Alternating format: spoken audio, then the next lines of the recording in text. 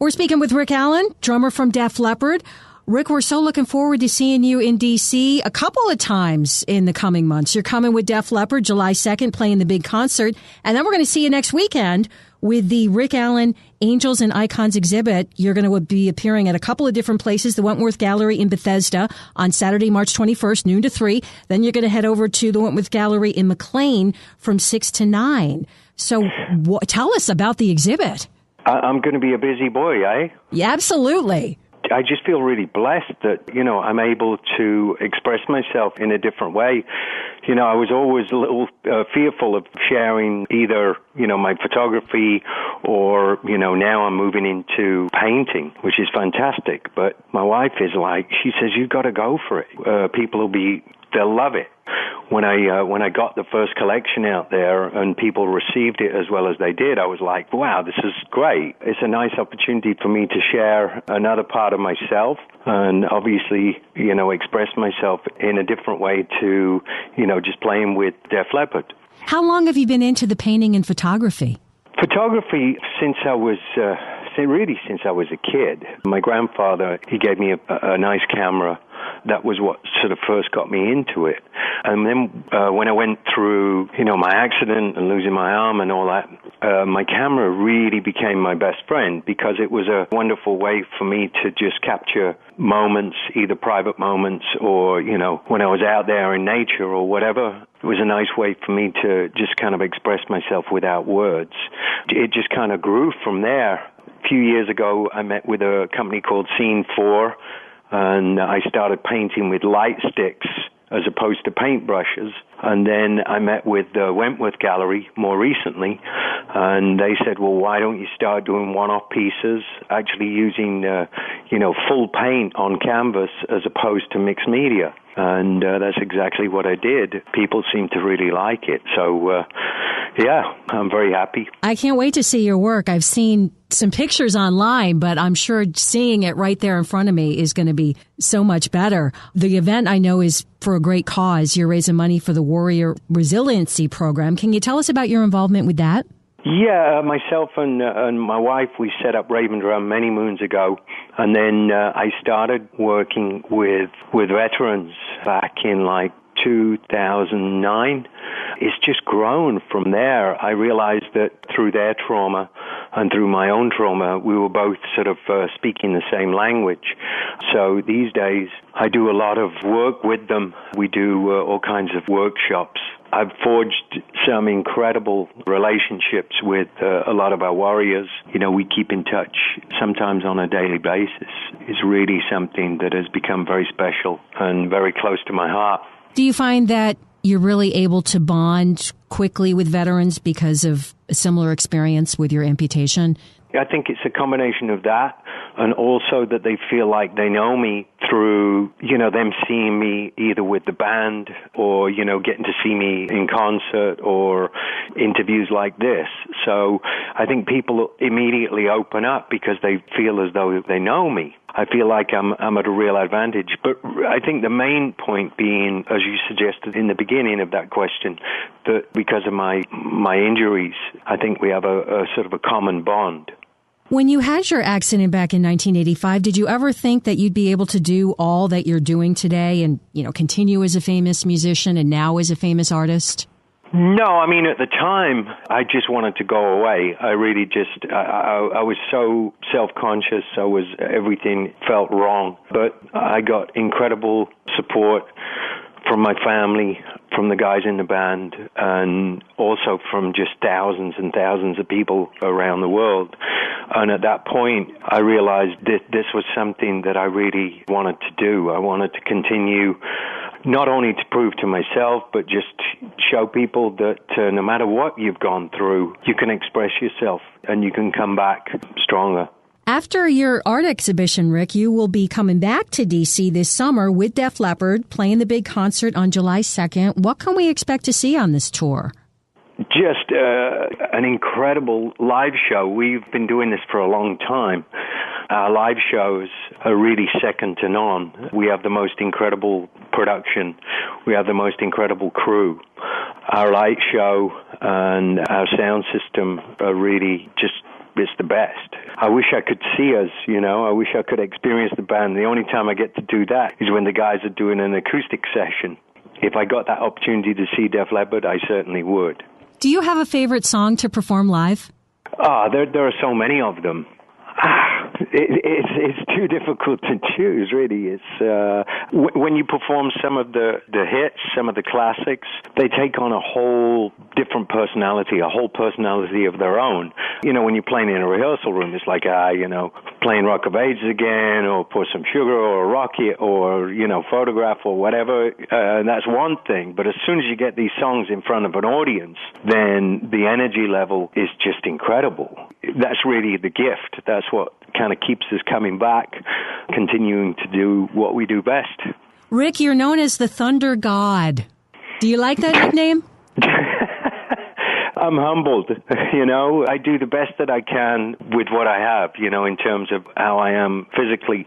And if people see me as that, then I'm happy to accept. I love the fact that people have a name to describe what I do. So, yeah, I feel very blessed. You were only 15 years old when you joined Def Leppard. How did that all come about? I was playing with local bands around Sheffield, and I just kind of got fed up of, playing cover songs. At that point, I was ready to give up the business, playing drums at the ripe old age of 14. And then myself and my parents, we saw this piece in the local newspaper, and it said Leppard loses skins.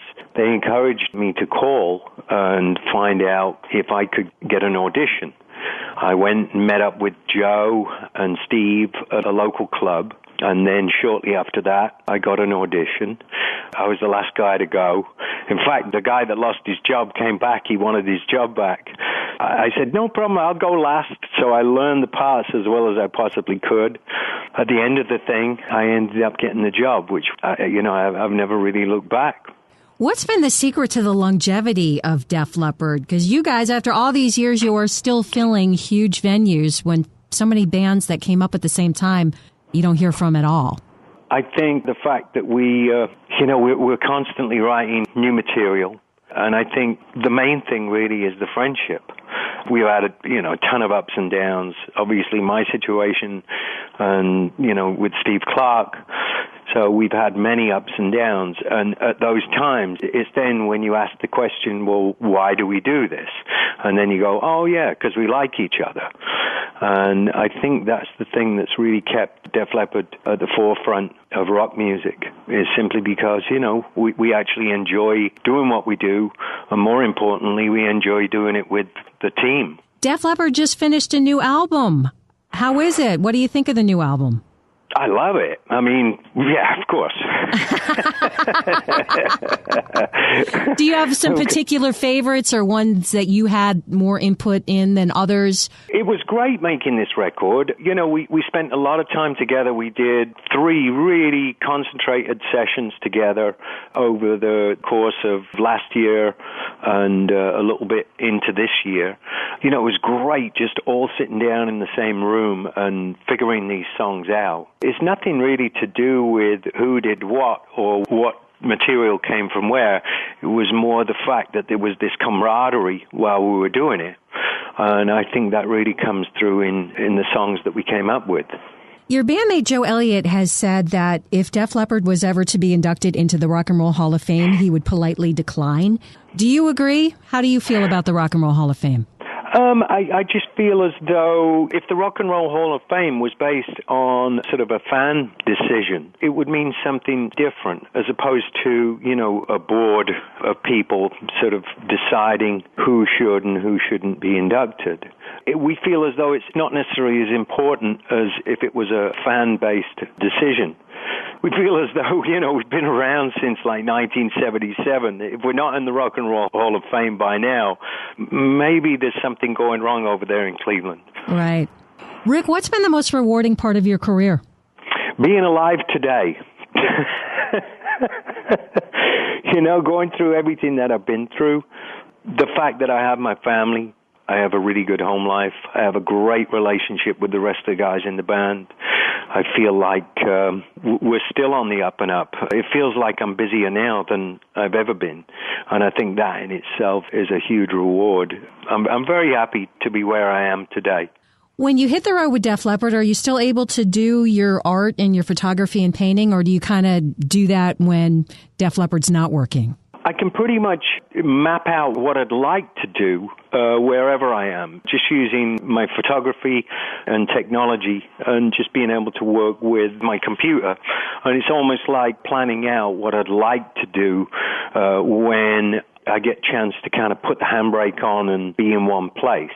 Once I can do that, then I can start putting paint on canvas. And then when that happens, I just sort of zone out. I go to the same place that I go when I play music. Then people don't see me for days, and I'm just busy throwing paint around.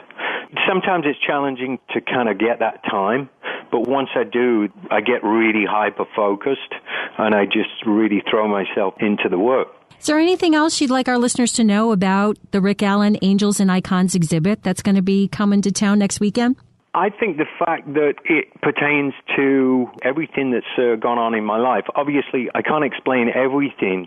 A lot of the pieces are open to interpretation. And, people say, well, what is it? Or what do you see? I'm like, well, I can kind of guide you as to what I see, but more importantly, what do you see? I want it to be a sort of a personal experience for the person that's looking at the piece. And I just hope that it resonates with people. I've obviously had a very colorful and interesting life. The fact that I can share some of the touchstones and inspirations that got me to where I am today, that in itself is just a huge gift. Rick, thank you so much for your time. We've been speaking with Rick Allen, the drummer from Def Leppard, and he's going to be in D.C. next weekend. You can meet Rick, see his art at the Wentworth Gallery in Bethesda, Saturday, March 21st, noon to 3. Then at the Wentworth Gallery in McLean from 6 to 9 p.m. It is free to go. RSVP is requested. I have all those details for you on our website at WBIG.com. It's going to be a fabulous exhibition, Rick Allen, Angels and Icons. Thank you, Rick. You're very welcome. How's the weather? It's going to be a rainy weekend, but it should be better next weekend. So when you're here, we should have nice, warm weather for you. Oh, I look forward to that. I do love coming to D.C. Hopefully one of these days we'll get to see each other, all right? Absolutely. Stop by our studios anytime. Fantastic. Thank you very much. Thanks, Rick. Take care. All right. Bye-bye.